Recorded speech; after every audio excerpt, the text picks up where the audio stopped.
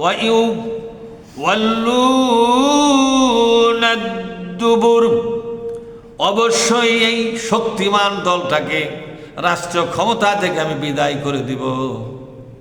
কে বলেছেন? অবশ্যই এই শক্তিমান জালেম দলকে আমি ক্ষমতার থেকে বিদায় করে দিব। এই আয়াতটা নাযিল হওয়ার 5 বছর পর বদরের যুদ্ধ শুরু হয়। কয় বছর পর? 5 বছর।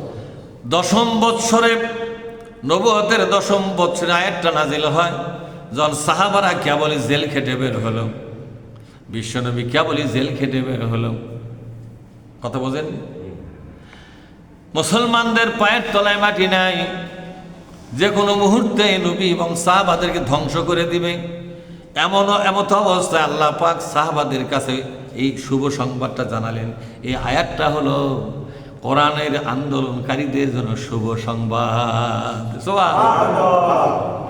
যখন সাহাবারা হাট বাজার করতে পারতেছে না, কোথাও কোনো মিটিং সিটিং করতে পারতেছে না, ধরপাকড় শুরু হয়ে গেছে, তখন আল্লাহ পাক আয়াতটা নাজিল করে দিয়ে বললেন, ও সাহাবারা, ওগো আমার নবী, ওগো আমার রসুল, ও মানবতার ফেরিওয়ালা মুহাম্মদ রাসূলুল্লাহ, শোনো শোনো, যে দলের অত্যাচারে তোমরা কোণঠাসা হয়ে গেছো, অবশ্যই অবশ্যই এই শক্তিমান দলটাকে আমি পরাজিত করে দিয়া বিজয়টা তোমাদের হাতে উঠাইয়া দিব।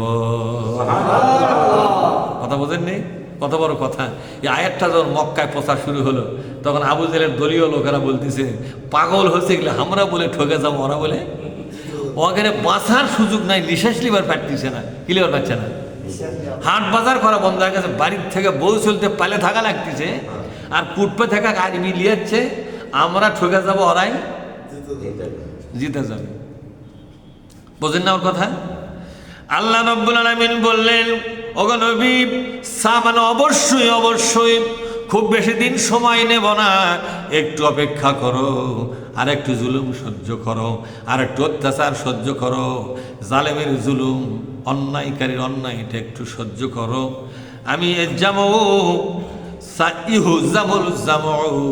এই পুরা শক্তিটাকে ম্যাসাকার করে দিয়া এমন পর্যায় করব, এমন তুফান শুরু করব, সমস্ত রাষ্ট্র ক্ষমতা ছেড়ে দিয়া জীবনের ভয়ে পালায়া যাবে। বাংলাদেশেরা হয়নি, কিন্তু এই আয়াতটা তো বাংলাদেশের জন্য নয়, কোথাকার?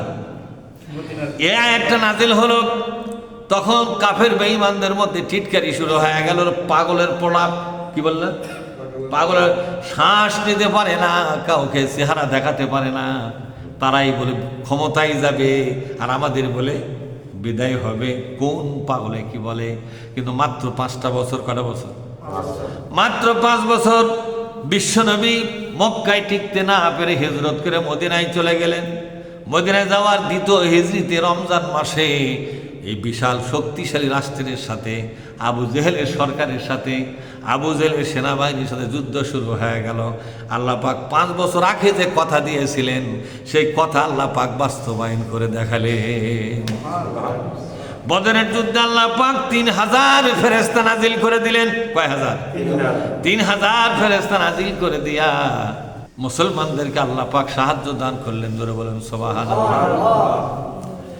এই যে আয়াতটার মধ্যে যে কথাটা বলা আছে, সেটা হলো ওরা পিঠ প্রদর্শন করে পালিয়ে যাবে, অস্ত্র ফেলে দিবে, ঘোড়া ফেলে দিবে, মাল সামান ফেলে দিয়া, জুতা ছাতি পর্যন্ত ফেলে দিয়া, তলোয়ার ফেলে দিয়া, ঢাল তলোয়ার সব ফেলে দিয়া, খাবারের সরঞ্জাম, পাল্লে হাড়ি, থাল খোরা যা কিছু আছে সব ফেলে দিয়া প্রাণ ভয়ে পালিয়ে যাবে। কোরআন শরীফের একটা আয়াত 5 বছর আগে নাজিল হওয়া ছিল, ওই আয়াতটার প্রতিটি অক্ষর সেদিন বাস্তবায়ন সাহাবারা দেখতে পেল। আবু জেহেল মারা গেল। আবু জেহেল কি শহীদ হলো না জাহান্নামে গেল? কেউ যদি আবু জেহেল শহীদ, কিন্তু আর এক বিপদ, ঠিক না? আমাকে দেশে তো শহীদ প্রফুল্ল চাকি, প্রফুল্ল চাকি হিন্দুল, উইও বলে শহীদ হয়ে গেছে। ভাইরা মারা, আবু জেহেল জাহান্নামে গেল, সাথে 70 জন সরকারি কর্মকর্তা, সরকার চালায় যারা, মন্ত্রী এমপি ছিল যারা, 70 জন সরকারের উচ্চ পর্যায়ের লোকগুলো মারা গেল। প্রধানমন্ত্রী আবু জেহেল সেও জব হয়ে গেল, আর বাদবাকিগুলো পৃষ্ঠ প্রদর্শন করে সব ফেলে দিয়া ঊর্ধ্বশ্বাসে জীবন নিয়ে পালিয়ে গেল। সাহাবারা নারাই তাকবীর ধ্বনি দিয়া বলল, 5 বছর আগে মক্কায় এই আয়াতটা নাযিল হয়েছিল, আল্লাহ পাক 5 বছর পর আয়াতটা কার্যকর করল।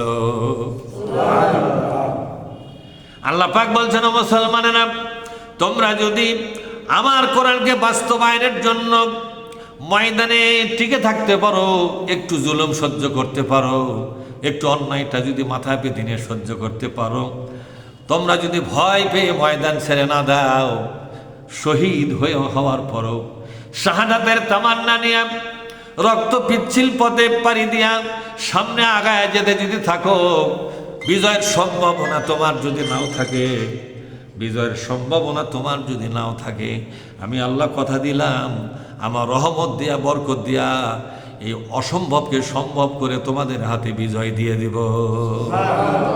আর যে সরকারি শক্তিকে পরাক্রম মনে করতেছ, যে সরকারি শক্তিকে দুর্বোধ্য মনে করতেছ, অজেয় মনে করতেছ, যার সামনে দাঁড়াবার মতো কেউ নাই, তোমরা দেখতেই পাচ্ছ এরা তো কোনদিন টলবে না, মরবে না। এদের এত দাপট, এত শক্তি সামর্থ্য, এদের দল বড়, সেনাবাহিনী বেশি, ডিসিএসপি বেশি, সব থাকবে, মারতে আসবে ওপর থেকে। জোরে কোন সুবহানাল্লাহ।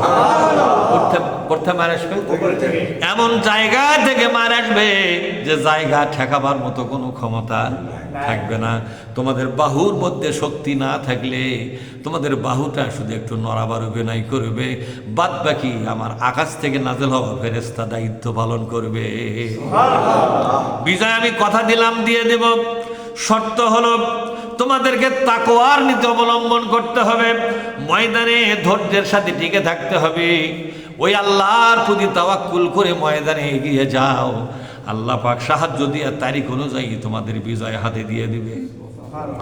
আল্লাহ পাক বলছেন, তারা নাকি বলে আমরা কোনোদিন পরাজিত হব না। আমি আল্লাহ কথা দিলাম, ইসলামকে দমন করার নিয়তে যে রাজনীতিবিদের রাজনীতি করবে, এদের রাজনীতি খতম করার দায়িত্ব আমি আল্লাহ নিজেই গ্রহণ করব।